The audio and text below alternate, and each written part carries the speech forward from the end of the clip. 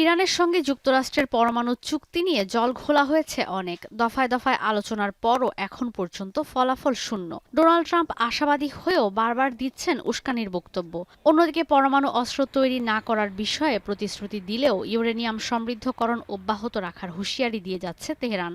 এমন অবস্থায় মার্কিন গোয়েন্দা প্রতিবেদন দিচ্ছে ভয়ঙ্কর তথ্য। নতুন গোয়েন্দা প্রতিবেদন বলছে ওয়াশিংটন তেহরান আলোচনার মধ্যেই ইরানের পরমাণু কেন্দ্রে হামলার পরিকল্পনা করছে ইসরায়েল।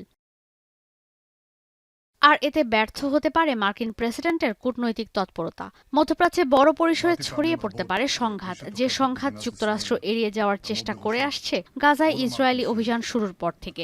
গোয়েন্দা কর্মকর্তারা বলছেন, ইসরায়েল চূড়ান্ত সিদ্ধান্ত না নিলেও যুক্তরাষ্ট্রের সঙ্গে এই বিষয় নিয়ে চলছে টানাপোড়েন।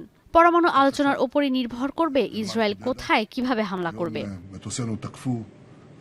গোয়েন্দা প্রতিবেদন আরও বলছে, গেল কয়েক মাস ধরেই ইরানের পরমাণু কেন্দ্রে ইসরায়েলের হামলার বিষয়টি জোরালো হচ্ছে। ইসরায়েলের প্রতিরক্ষা বাহিনীর তৎপরতা আর যোগাযোগ ব্যবস্থায় আড়ি পেতে অনেক তথ্য হাতে এসেছে মার্কিন গোয়েন্দাদের। ইসরায়েলের প্রতিরক্ষা বাহিনীর প্রস্তুতির মধ্যে দেখা গেছে বিমান হামলার মহড়ার প্রস্তুতি। এদিকে ডোনাল্ড ট্রাম্প নিজেও ইরানকে হুমকি দিয়েছেন, কোনোভাবে পরমাণু চুক্তিতে না আসলে কিংবা পরমাণু প্রকল্পের কাজ বন্ধ না করলে সামরিক হস্তক্ষেপে বাধ্য হবে ওয়াশিংটন।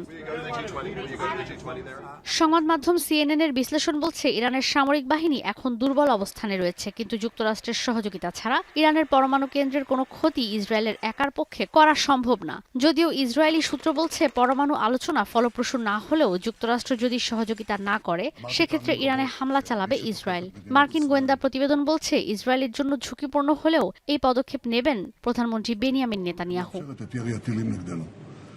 গোয়েন্দা প্রতিবেদনের বিষয়ে কথা না বললেও এমন অবস্থায় মার্কিন পররাষ্ট্রমন্ত্রী মার্কো রুবিও বলেছেন, ইরানের সঙ্গে পরমাণু চুক্তিতে আসা এত সহজ হবে না। But on the flip side of it is, if we engage them, it may work out, it may not work out. If we did not engage them, it was guaranteed to not work out.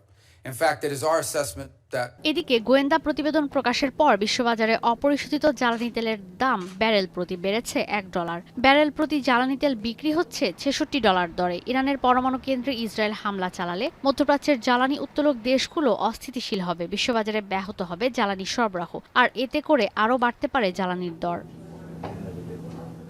Ishita ব্রহ্ম, এখন বিশ্ব।